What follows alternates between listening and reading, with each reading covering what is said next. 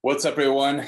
Welcome back to another interview. Today, I have a special guest called Jay Dyer. Jay, welcome to the show.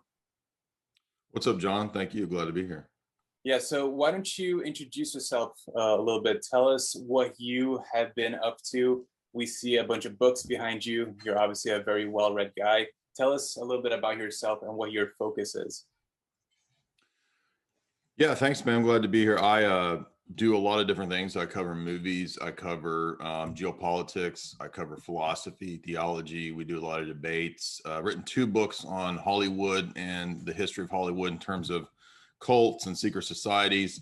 I did one season of a TV show based on the first book that's called Hollywood Decoded. And then I also nowadays host the fourth hour of the dreaded ALEX Jones show.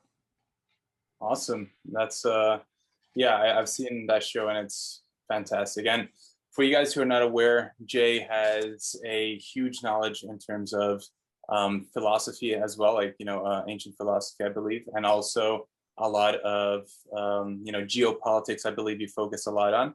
And I think today I really want to talk about social engineering and how it relates to everything that we are going through right now. So, to be honest, the people who are watching here, they're going to be a very mixed audience because, from the start, I shared a lot more health information. And since this whole pandemic started, I've, gone a little bit harder into the arena of, corruption, geopolitics, a little bit of that kind of stuff that is very relevant today. And so we have some people who are a little bit aware of it, maybe some people who are very fluent in that space, and then some people who are completely new and have no idea about it. So why don't you give a kind of breakdown and a definition of what social engineering means and encompasses?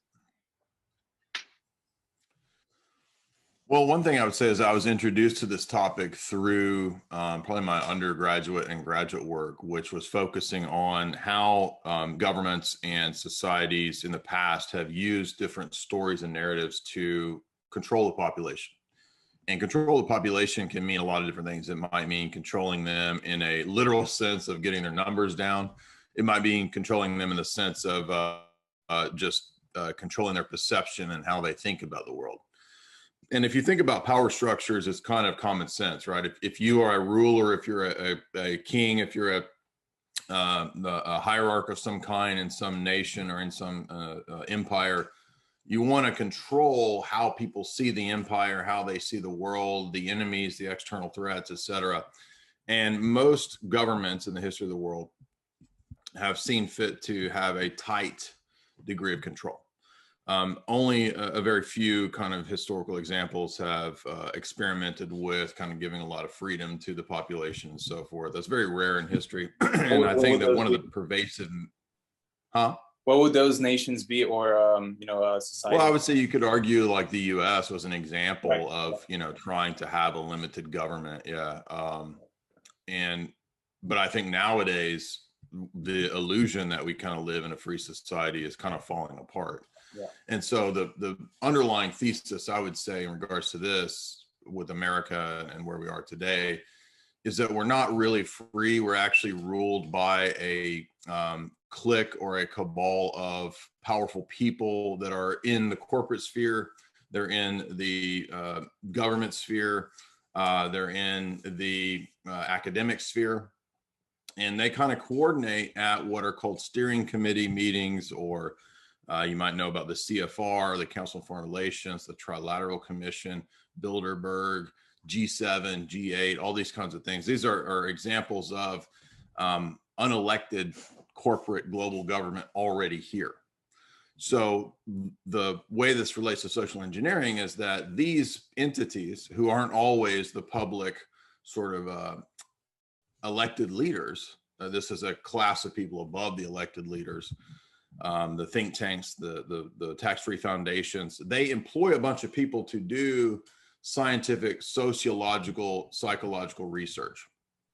And the greatest example of this would be the figure, two that come to mind. One would be H.G. Wells, who's the father of science fiction. in the modern era, I mean, he basically created so many of our myths, aliens with War of the Worlds, genetic engineering with the island of Dr. Moreau. What else? The atomic bomb when it comes to the time machine. All of these things come from H.G. Wells. But he wasn't just a science fiction writer. He was also a famous propagandist. In fact, he would draw up the posters for World War I to get people into the war.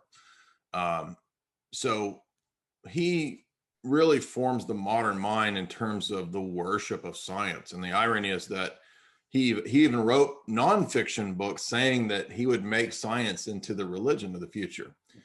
Now, it's not really science, but scientism, right? Which is the idea that somehow this cadre of elite scientists will answer and solve all problems and all dilemmas, right? So it's more of a religion. Yeah. And another figure that I would mention is the character of Edward Bernays, who was, he's a relative of Freud, and he works for the Department of Defense. Used to be called the Department of War, and he actually renamed it the Department of Defense to make it more palpable, right? To sell war in an easier way. And he's the father of all kinds of advertising schemes. And so he would take all this stuff that came out of the wartime when it came to psychological warfare and convincing people during the war or attacking the enemy in terms of their thought processes. He took all that information and applied it to advertising.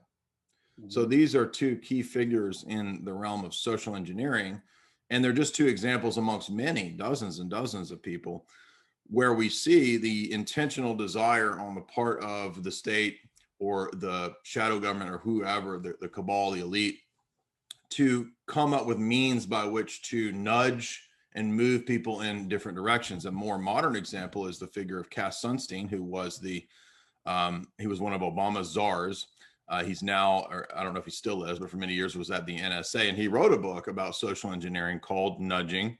He has another famous book or essay about cognitive infiltration, and this is how to engineer and steer alternative media with fake conspiracies and baloney.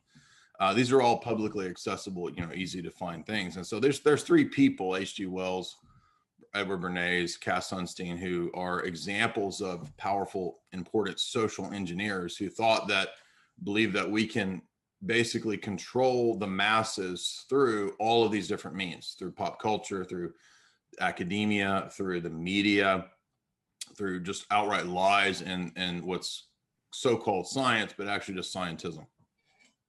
Yeah, what an amazing breakdown. Wow. So for anyone who's listening who is maybe new to this whole idea and is like, what the hell is going on here? Like, how is this even possible? How do we have this, shady elite or this Illuminati group or this group of evil, invisible people? However, what I like to remind a lot of people is that it's not, for sure, some of it is hidden and very private, but there is a lot of public information that is just out in the open for anyone who is willing to look at, to discover for themselves. And do you think that is a recent phenomenon, or do you think that this has always been as available to the public as it is today? Well, definitely, it's a lot easier to transmit and access information today. It's a lot easier than it was even 20 years ago, 30 years ago. So actually, there's big books that these people wrote 30, 40 years ago, like Tragedy and Hope, which is a big famous book written by the elite that I covered in about 8 lectures. 30 years ago, 40 years ago, 50 years ago, when that came out, nobody really would have read that except people at sort of the, elite Ivy League universities. It wouldn't have been read by the average Joe on the street. But nowadays, anybody can access that kind of information. So in that regard, yeah, like we have access to the last, 100 years, 200 years of all of these very important, very open books. And so one of the things I've done in the last 4 years is do a lecture series through about 50 of these books that they've written. And that's just because most people don't have time to read all that. So I go and I read all that, and then people pay me. I do your homework for you, basically, is what that's what I get paid to do, is people's homework.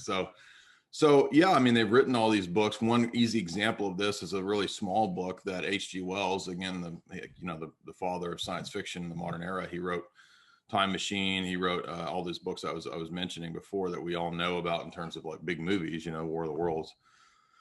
He wrote a nonfiction book called Open Conspiracy.